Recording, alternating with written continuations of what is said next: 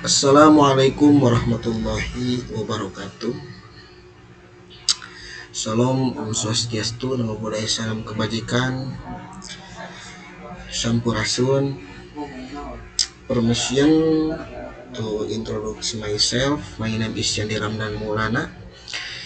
I'm from class management 23. Respected Ibu Cikuita Maharani MM as a lecturer in retail management. I will be presenting the course on financial aspect in retail. When retailers decide on their organizational structure, organizational from and human resource management planning, retailers must concentrate on retail operational management issues.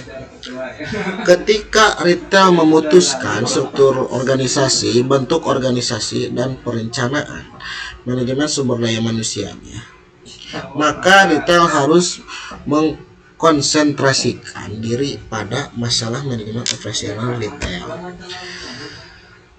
The operational efficiency and effectiveness on retail management will be greatly influenced by the policies and decisions taken by retailers to satisfy manufacturers, customers, employees, management, and capital owners. Efisiensi dan efektivitas operasional manajemen retail akan sangat dipengaruhi oleh kebijakan keputusan yang diambil oleh retail dalam memuaskan banyak pihak, yaitu pelanggan, karyawan, manajemen, maupun pemilik modal. Nah, next, slide ini menjabarkan 4 langkah utama dalam proses perencanaan keuangan. Yang pertama itu analyze the company and the investment options to be company. Yang pertama itu menganalisis perusahaan dan pilihan investasi yang terbuka bagi perusahaan. Langkah ini mencakup evaluasi mendalam terhadap kondisi keuangan perusahaan saat ini, termasuk aset, kewajiban, pendapatan, dan pengeluaran. Selain itu juga dilakukan identifikasi dan analisis terhadap berbagai pilihan investasi yang tersedia bagi perusahaan. Contoh, sebuah perusahaan manufaktur bernama PT Jaya Abadi, contohnya ya, atau apa aja, memiliki kas lebih besar dari 1 miliar rupiah. Mereka menganalisis laporan keuangan mereka dan menemukan bahwa mereka memiliki peluang untuk meningkatkan kapasitas produksi mereka. Kemudian mengidentifikasi beberapa pilihan investasi seperti membeli mesin baru, memperluas pabrik, atau berinvestasi di teknologi baru. Terus yang number 2, determine which alternative to choose. Nah, yang kedua itu yaitu menentukan alternatif mana yang akan dipilih. Nah, setelah menganalisis berbagai pilihan investasi, langkah selanjutnya adalah memilih alternatif yang paling sesuai dengan tujuan keuangan perusahaan, profil risiko, dan sumber daya yang tersedia. Contohnya, setelah mempertimbangkan sebagai faktor Kita ambil dari PT yang tadi aja ya, PT Jaya Abadi memutuskan untuk membeli mesin baru. Mereka percaya bahwa ini adalah cara terbaik untuk meningkatkan kapasitas produksi mereka dan mengurangi biaya produksi. Number 3, project future flows as a result of this decision in order to avoid unexpected things. Yang ketiga yaitu memproyeksikan arus mana yang akan datang akibat keputusan ini guna menghindari dari hal-hal yang tidak terduga. Langkah ini melibatkan pembuatan proyeksi arus kas yang diharapkan dari keputusan investasi yang telah diambil. Proyeksi ini mencakup estimasi pendapatan, pengeluaran, dan laba yang diharapkan di masa depan. Contoh, PT Jaya Abadi membuat proyeksi arus kas untuk pembelian mesin baru. Mereka memperkirakan bahwa mesin baru akan meningkatkan pendapatan mereka sebesar 500 juta rupiah per tahun dengan biaya operasional tambahan sebesar 100 juta per tahun. Ini berarti mesin baru akan menghasilkan laba bersih tambahan sebesar 400 juta per tahun gitu. Number 4, measuring subsequent result against financial goals. Yang keempat, mengukur hasil selanjutnya terhadap tujuan-tujuan keuangan. Setelah investasi dilakukan, langkah terakhir adalah memantau dan mengukur kinerja investasi tersebut secara berkala. Hasil investasi dibandingkan dengan tujuan keuangan yang telah ditetapkan sebelumnya. Contoh, setelah 1 tahun beroperasi dengan mesin baru, PT Jaya Abadi itu mengevaluasi kinerja investasi mereka. Mereka menemukan bahwa mesin baru meningkatkan pendapatan mereka sebesar 450 juta dengan biaya operasional tambahan sebesar 120 juta. Ini berarti mesin baru menghasilkan laba bersih tambahan sebesar 330 juta. PT Jaya Abadi kemudian menganalisis mengapa kinerja mesin baru mereka di bawah ekspektasi. Mereka menemukan bahwa ada beberapa masalah teknis dengan mesin baru yang menyebabkan downtime dan biaya perbaikan yang lebih tinggi dari yang diperkirakan. Next, so what we're going to learn about. Jadi apa yang kita pelajari di sini ya? Yang pertama itu ada alur keuntungan atau profit flight. Nah, alur keuntungan adalah serangkaian langkah atau proses yang menggambarkan bagaimana sebuah bisnis menghasilkan keuntungan dari kegiatan operasionalnya. Ini mencakup semua tahapan, mulai dari produksi atau penyediaan layanan hingga penjualan dan penerimaan pendapatan.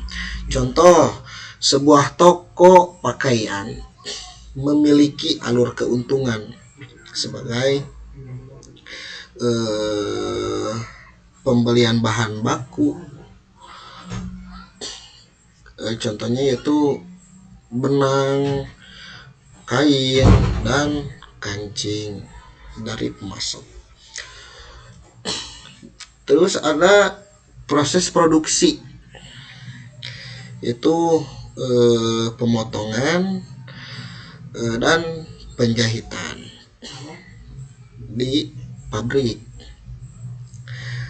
Selanjutnya ada pemasaran dan penjualan produk melalui toko fisik dan online. Terus ada penerimaan pendapatan dari penjualan dan pengurangan biaya produksi dan operasional, gaji karyawan, sewa toko, biaya pemasaran untuk mendapatkan laba bersih.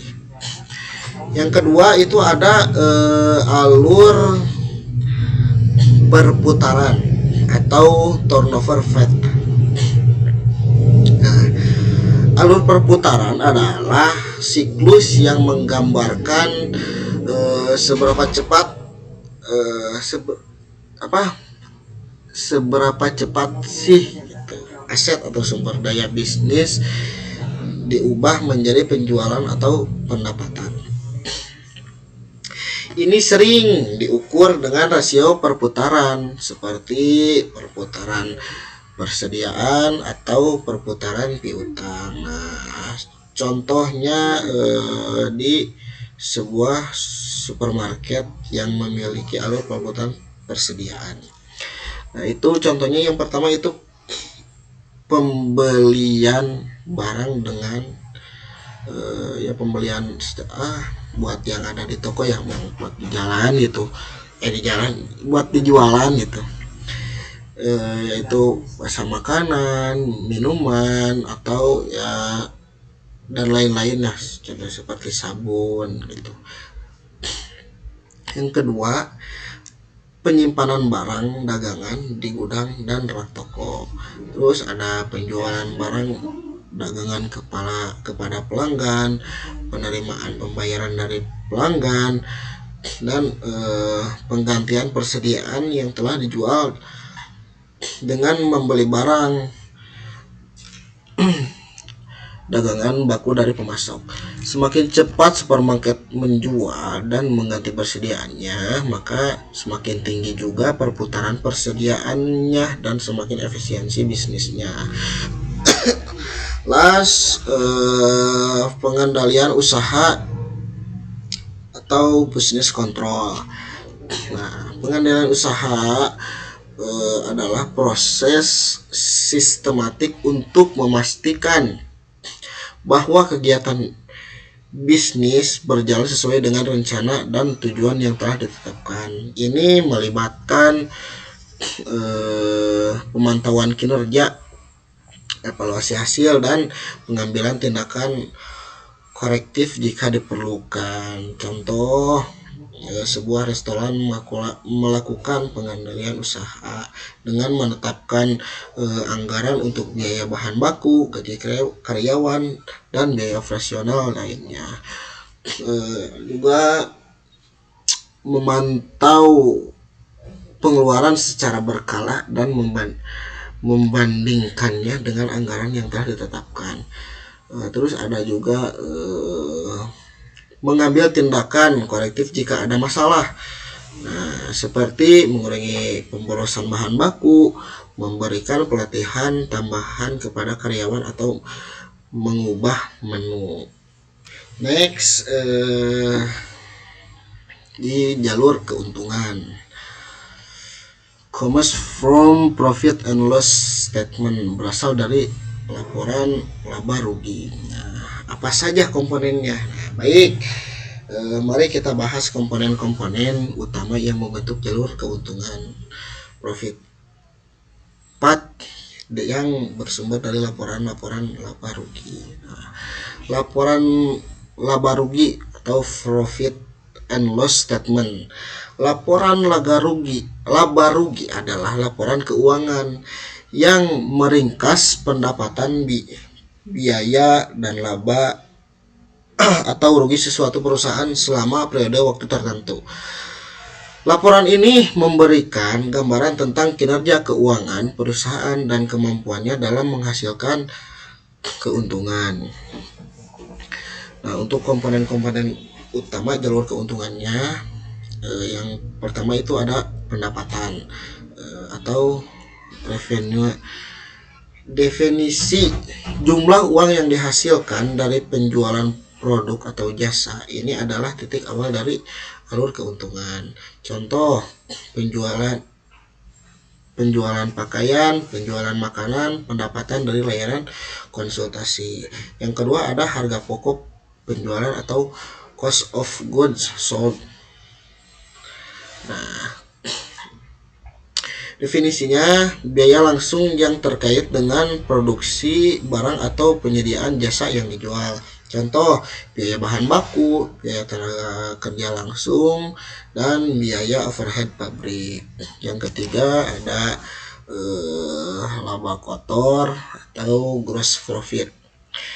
Nah, pendapatan dikurangi harga pokok penjualan atau revenue COGS ini dihasilkan menunjukkan keuntungan yang dihasilkan sebelum dikurangi biaya operasional.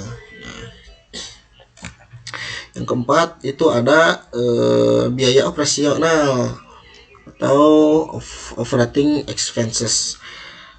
Biaya yang dikeluarkan untuk menjalankan bisnis seperti biaya pemasaran, biaya administrasi, biaya penelitian dan pengembangan, dan biaya sewa. Contoh gaji karyawan, biaya iklan, biaya sewa kantor, dan biaya utilitas. Yang kelima ada laba operasi atau operating income. Laba kotor dikurangi biaya operasional atau gross profit. Operating expenses ini menunjukkan keuntungan yang dihasilkan dari kegiatan operasional inti perusahaan. Rumusnya yaitu laba operasi sama dengan laba kotor dan biaya operasional. Yang keenam ada pendapatan dan beban lain-lain atau other income and expenses. Nah, pendapatan dan beban yang tidak terkait langsung dengan kegiatan operasional inti perusahaan. Contohnya pendapatan bunga, kerugian dari penjualan aset, dan pendapatan dividen. Terus ada laba sebelum pajak atau income before taxes. Nah, laba operasi ditambah atau dikurangi pendapatan dan beban lain-lain. Rumusnya laba sebelum pajak sama dengan laba operasi tambah pendapatan lain-lain dikurangi beban dan lain-lain. Yang kedelapan itu ada pajak penghasilan atau income tax expenses. Definisinya biaya pajak yang harus dibayar oleh perusahaan atas laba yang diperoleh.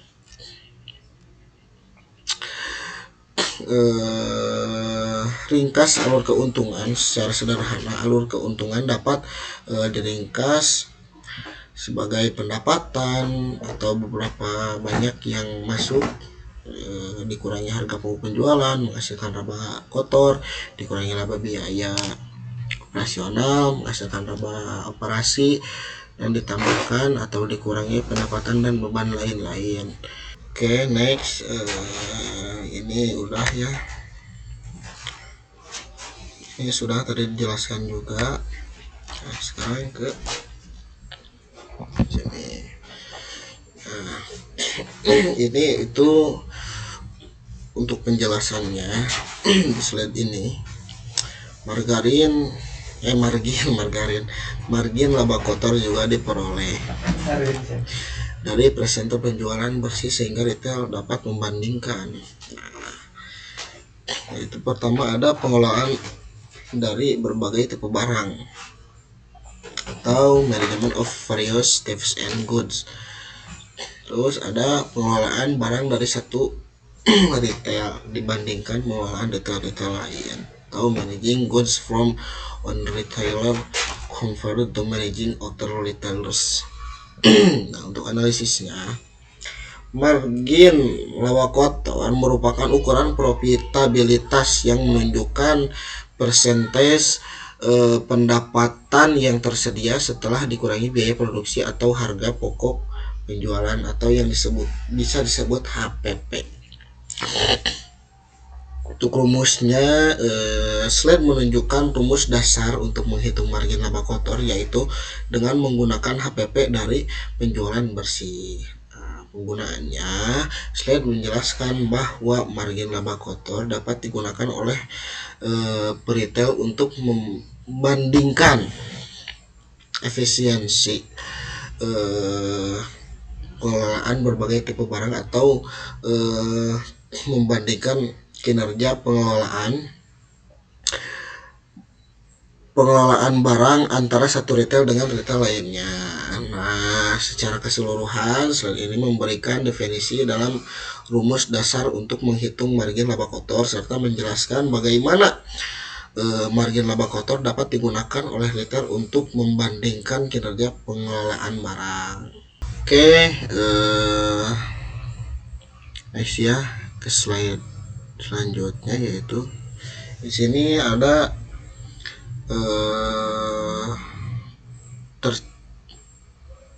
tercantum dalam slide presentasi tentang margin kotor atau gross margin. Nah, yang pertama itu ada percentage margin kotor atau gross margin percentage. Nah, percentage margin kotor adalah rasio yang mengukur sebagai efisien perusahaan menghasilkan laba kotor dari pendapatan penjualan. Ini dihitung dengan berbagai laba kotor dengan pendapatan penjualan, kemudian dikalikan 100%.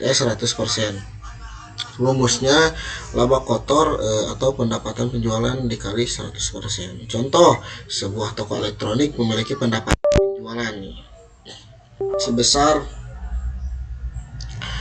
500 juta dan laba kotor sebesar 200 juta.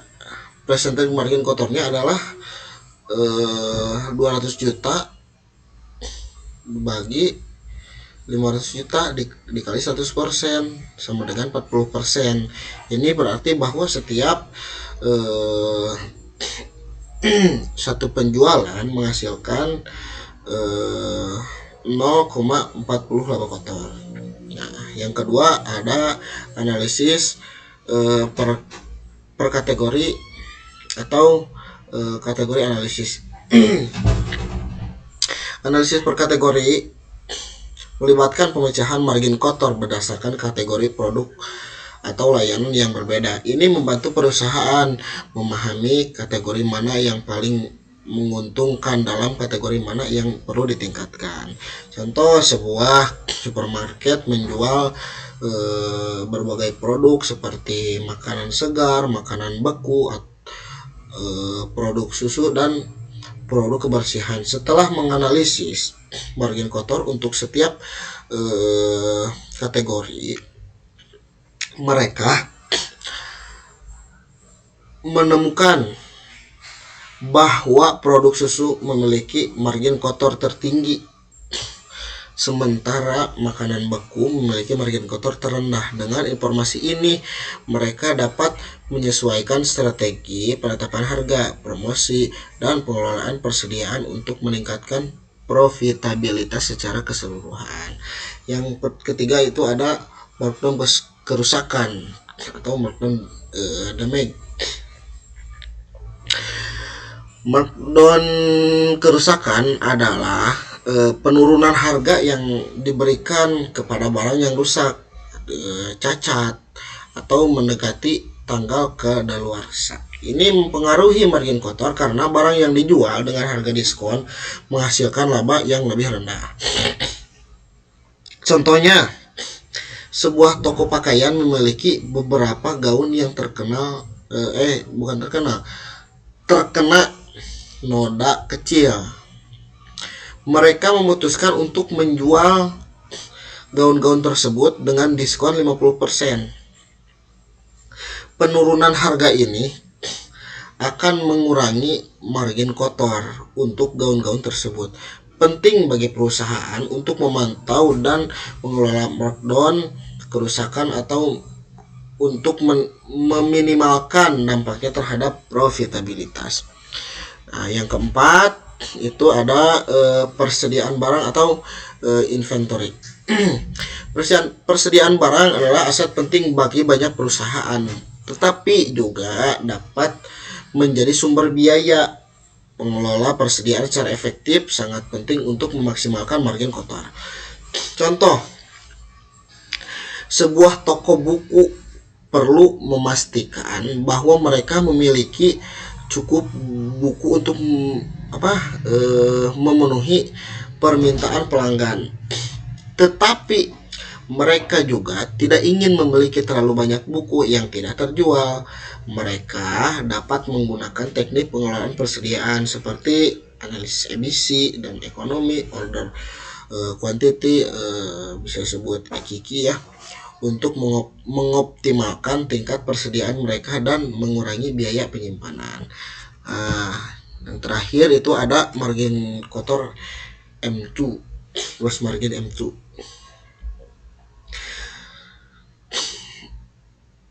Margin kotor M2, margin adalah margin kotor per meter persegi ruang penjualan. Ini digunakan untuk mengukur berapa efisien perusahaan menghasilkan laba di setiap meter persegi ruang penjualan. Contoh nih, sebuah toko sepatu memiliki laba kotor sebesar 100 juta dan luas ruang penjual sebesar 50 meter persegi. Margin kotor M2-nya adalah 100 juta dibagi 50 meter persegi sama dengan 2 juta per meter ya. Ini berarti bahwa setiap meter persegi ruang penjualan menghasilkan 2 juta rupiah laba kotor. Perusahaan dapat menggunakan informasi ini untuk membandingkan kinerja berbagai toko atau bagian toko dan mengidentifikasi area di mana mereka dapat meningkatkan efisiensi penggunaan ruang. Oke, kita lanjut. Itu yang pertama, gaji produktivitas karyawan atau employee salary. Gaji karyawan kompensasi yang dibayarkan kepada karyawan atas pekerjaan yang mereka lakukan. Produktivitas karyawan mengacu pada efisiensi dan efektivitas karyawan dalam menghasilkan output atau layanan. Contoh, sebuah toko retail membayar gaji bulanan kepada staf penjual mereka. Semakin banyak penjualan yang dihasilkan oleh staf penjualan, semakin tinggi produktivitas mereka dan semakin besar kontribusi mereka terhadap margin kotor toko. Nah, yang kedua ada biaya sewa atau rental cost ya. Biaya sewa rental cost, biaya yang dikeluarkan untuk menyewa ruang atau properti yang digunakan untuk menjalankan bisnis. Nah, contohnya sebuah restoran membayar sewa bulanan untuk lokasi tempat mereka beroperasi ya. Misalkan menyewa ruko atau sebagainya. Biaya sewa ini merupakan biaya tetap yang harus dibayarkan terlepas dari tingkat penjualan atau profitabilitas restoran. Yang ketiga ada depresiasi atau depreciation.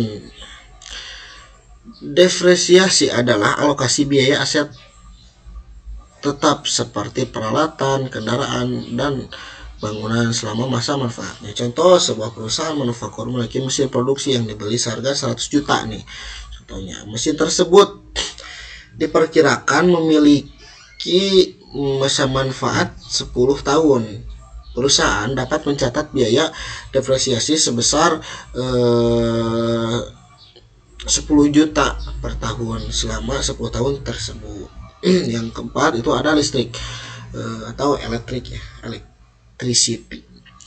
Biaya listrik, biaya yang dikeluarkan untuk menggunakan energi listrik dalam menjalankan bisnis. Nah, contohnya sebuah kantor membayar tagihan listrik nih bulanan untuk menghidupkan lampu, komputer, dan peralatan kantor lainnya. Biaya listrik ini dapat bervariasi tergantung pada tingkat penggunaan energi. Jadi kita sangat-sangat penting ya gitu ya untuk listrik gitu ya. Yang kelima itu total operasional toko atau total operating cost. Total biaya operasional toko, jumlah dari semua biaya yang dikeluarkan untuk menjalankan toko, termasuk gaji karyawan, biaya sewa,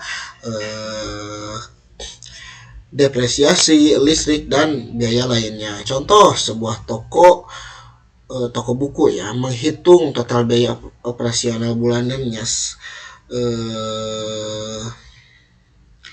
Yang pertama itu gaji karyawan, contohnya misalkan 20 juta, biaya sewa 10 juta, depresiasi 2 juta, listrik 1 juta, biaya lainnya 2 juta. Total biaya operasional itu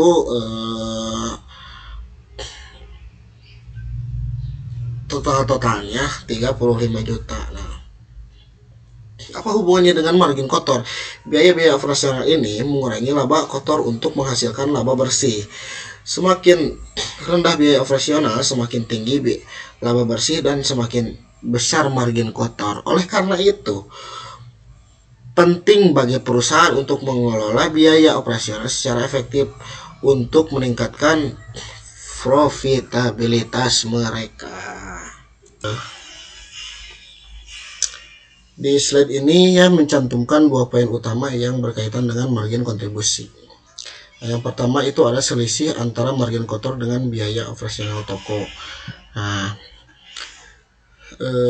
definisinya margin kontribusi adalah selisih antara pendapatan penjualan dan biaya variabel. Dalam konteks toko, biaya variabel ini biasanya adalah biaya operasional toko. Signifikansinya, margin kontribusi mengukur kemampuan toko untuk menutup biaya tetap dan menghasilkan laba. Semakin tinggi margin kontribusi, maka semakin baik kinerja toko. Nah, yang kedua yaitu ada perbandingan antara toko dan rata-rata perusahaan. Membandingkan margin kontribusi antara toko yang berbeda dalam satu perusahaan dan membandingkannya dengan rata-rata margin kontribusi perusahaan secara keseluruhan. Perbandingan ini membantu perusahaan mengidentifikasi toko-toko yang berkinerja baik dan toko-toko yang perlu ditingkatkan. Hal ini juga membantu perusahaan memahami bagaimana kinerja toko mereka dibandingkan dengan kinerja perusahaan secara keseluruhan. Nah, margin kontribusi merupakan indikator penting untuk mengukur profitabilitas dan efisiensi operasional suatu toko. Perbandingannya slide menekankan pentingnya pembandingan margin kontribusi antar toko dan dengan rata-rata perusahaan untuk mengidentifikasi area yang perlu ditingkatkan. Oke, selanjutnya yaitu ada pengendalian terhadap personil. Nah, pengendalian terhadap personil, proses memastikan bahwa karyawan kerja secara efisien dan efektif untuk mencapai tujuan perusahaan. Ini mencakup pengelolaan kinerja, pelatihan, dan mengembangkan karyawan. Tujuannya untuk berkembang, menambah karyawan atau expanding and employee. Contohnya sebuah toko retail melakukan sebuah evaluasi kinerja karyawan secara berkala untuk mengidentifikasi area di mana karyawan perlu meningkatkan keterampilan mereka. Mereka juga memberikan pelatihan tambahan kepada karyawan untuk membantu mereka meningkatkan produktivitas dan membersihkan layanan pelanggan untuk lebih baik. Selain itu, toko juga mempertimbangkan untuk menambahkan karyawan jika volume penjualan meningkat secara signifikan. Yang kedua itu ada pengendalian terhadap produksi atau control over production. Nah, pengendalian terhadap produksi, proses memastikan bahwa produk yang dihasilkan memenuhi standar kualitas yang ditetapkan dan produksi secara efisien. Ini mencakup pengelolaan mutu, inovasi produk, dan efisiensi proses produksi. Tujuannya untuk memelihara dan meningkatkan produk, promosi, mencari mutu dan teknik produk, R&D produk atau improve produk, promotion product quality and trans product, R&D. Contoh, sebuah perusahaan pakaian melakukan pemeriksaan kualitas secara ketat pada setiap tahap produksi untuk memastikan bahwa produk yang dihasilkan bebas dari cacat.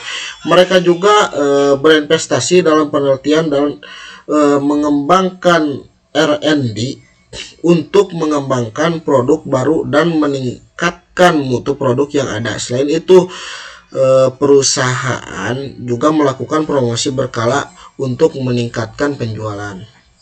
Yang ketiga ada pengendalian keuangan usaha atau control over financial business. Nah, pengendalian keuangan proses memastikan bahwa keuangan perusahaan dikelola secara efektif dan efisien. Ini mencakup perencanaan keuangan, pengelolaan anggaran, dan pengendalian biaya. Tujuannya untuk mengatur mengembangkan keuangan usaha di masa depan. Nah, contohnya sebuah restoran membuat anggaran tahunan yang merinci pendapatan dan biaya yang diharapkan. Mereka memantau kinerja keuangan mereka secara berkala dan membandingkan dengan anggaran untuk mengidentifikasi area di mana mereka perlu melakukan penyesuaian. Mereka juga berinvestasi dalam sistem akuntansi yang canggih untuk membantu mereka mengelola keuangan mereka secara lebih efisien. Nah, untuk kesimpulannya, secara keseluruhan slide ini menyoroti 3 aspek penting dari pengendalian dalam detail: pengendalian terhadap personil, pengendalian terhadap produksi, dan pengendalian keuangan usaha. Dengan mengelola ketiga aspek ini, secara efektif perusahaan retail dapat meningkatkan efisiensi, profitabilitas, dan keberlanjutan bisnis mereka. Mungkin hanya itu saja yang saya sampaikan. Selebihnya mohon maaf bila ada kekurangan. Wabillahi taufiq wal hidayah. Wassalamualaikum warahmatullahi wabarakatuh. Kita sambil direkam.